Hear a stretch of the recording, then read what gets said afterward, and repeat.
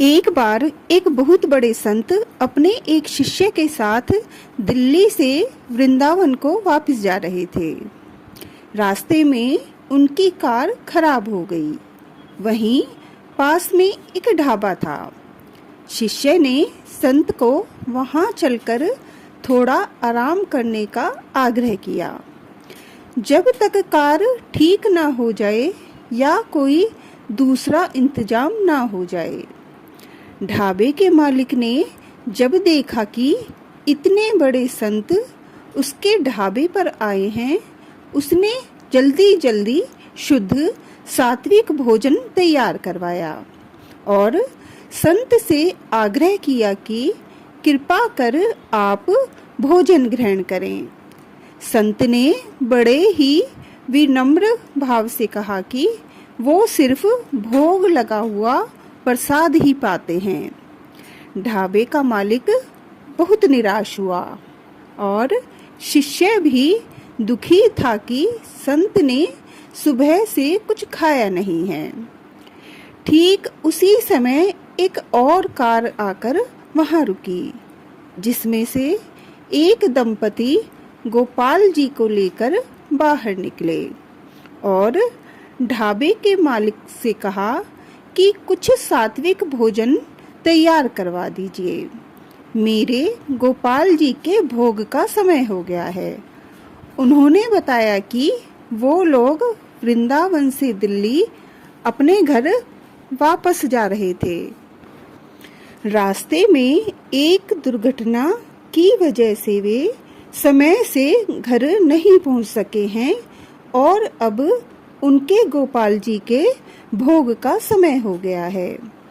प्रभु की इस लीला को देखकर ढाबे के मालिक और शिष्य दोनों की आंखें भर आईं। संत के लिए बनाया हुआ भोजन गोपाल जी को भोग लगाया। फिर वो प्रसाद संत के पास लेकर गए। संत ने जब सारी बात सुनी तो वो दौड़कर गोपाल जी के पास आए और दंडवती करी।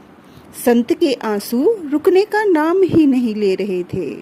संत ने कहा, कन्हैया, आज तूने मेरे लिए इस ढाबे पर, जहाँ प्याज लहसुन की गंध से मेरे लिए ही बैठना कठिन हो रहा था, वहाँ तूने मेरे लिए आकर भोग लगाया कि मैं भूखा न रह जाऊं। धन्य है तू जो अपने तुच्छ से तुच्छ भक्त के लिए भी कुछ भी करने को तैयार है। उस संत जी ने प्रसाद को माथे से लगाया। उसे आज वो प्रसाद अमृत से भी ज्यादा मीठा लग रहा था। दूसरी तरफ ढाबे वाला सोच रहा था, धन्य है तू सांवरे, मैं तो घर पर तुझे सिर्फ कभी कभी कुछ मीठा ले जाकर भोग लगा देता हूँ, वो भी बीवी के कहने से, और तू मेरी इच्छा पूरी करने खुद ही चलकर आ गया। तेरी कृपा और करुणा का कोई पार नहीं है कान्हा। उसी ढाबे पर धर्म के कुछ ज्ञानी लोग भी बैठे थे, जो गोपाल जी की कृपा, उनके सुंदर रूप और उन दंपति के गोपाल जी के प्रति प्रेम को तो नहीं देख पा रहे थे, बल्कि उस दंपति के गोपाल जी को साथ लेकर घूमने की और ऐसी जगह बैठकर भोग लगाने की निंदा कर रहे थे, जहां बगल में सलाद की प्लेट में प्याज भी रखा हुआ था। नजर भी हमारी है, नजरिया भी हमारा है। हम देखते वही हैं जो हमारा मन देखना चाहता है। माखन की छोटी सी लोई के लिए गोपियों को नाच नाच रिझाता है।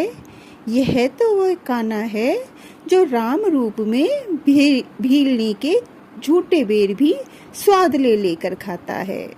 राधे राधे।